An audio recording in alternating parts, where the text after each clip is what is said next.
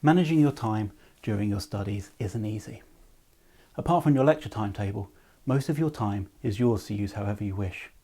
And there are lots of things to distract you from your academic work.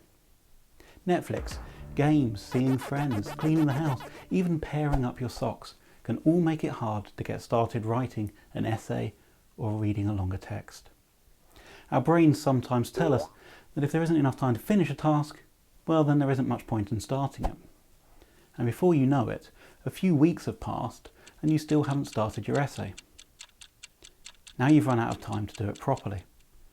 So you rush to submit something, anything, and you're disappointed that it isn't your best work. So how do we make this better? Well, one really good thing to do is to plan out your working week in a way that suits how you study best. You can draw up a sheet like this one, or download a copy from the link below the video. To fill this in, we first start by including all the things that we can't move. So we can start by adding the classes that we have to attend here in blue. It might also be that we have regular shifts at a job. So let's add those too, this time in red. You may also play for a team or in a band, so we can block out practice time as well, here in orange now. Now you have to be really honest with yourself. You need to think about when you work best. Are you a morning person? Are you a bit of a night owl? Or are you someone who likes to work in the afternoon? Me, I'm a morning person. I like to do my writing and research before the rest of the world wakes up. So I'm going to block out some mornings for me to work, and I'm going to mark those here in green. Now I've done this, you'll see I've set aside a good 20 hours of study time. And this, along with my lectures, means I'm doing a full week's work. It's really important to remember that you can't work 24 hours a day. And trying to normally means you end up working less and producing lower quality work. Drawing up a schedule like this and sticking to it really helps you structure your week. It helps you to keep on top of your work, and also means you have plenty of time for relaxing and enjoying your time at university. Now that sounds easy, but there's always that spectre of procrastination, the temptation to do something else. And sometimes ideas just won't flow. It's something that we all suffer from at times. Famous novelist Franz Kafka spent months not being able to write. Again tried to write, virtually useless, he wrote in his diary in 1915. Tim Urban has a great video about what happens inside the minds of a procrastinator, and I recommend that you go and watch that later. I'll put a link underneath this video.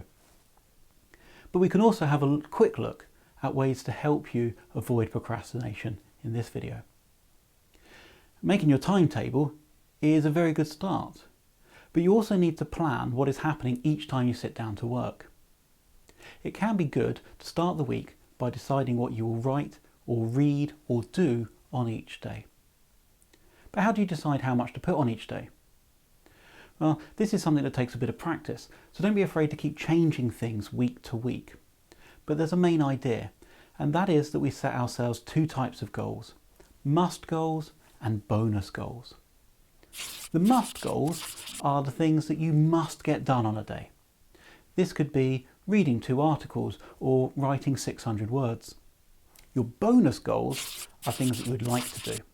An extra 300 words perhaps, or another bit of reading. When you reach your must goals, you're going to feel really good about yourself and what you've managed to do. Then everything else is a bonus. Not reaching the bonus doesn't make us feel bad because we've already achieved the must goals. This is like a little trick that we can play on ourselves that makes work feel more rewarding and helps to keep us motivated. Don't forget though, you should stop working when your timetable tells you to. It's really important that you also take proper breaks. And sometimes things can get on top of us, and we, like Kafka, find ourselves staring at a blank screen, unable to work. In these moments, you need to consider if you need a real break. It could be that you're experiencing burnout.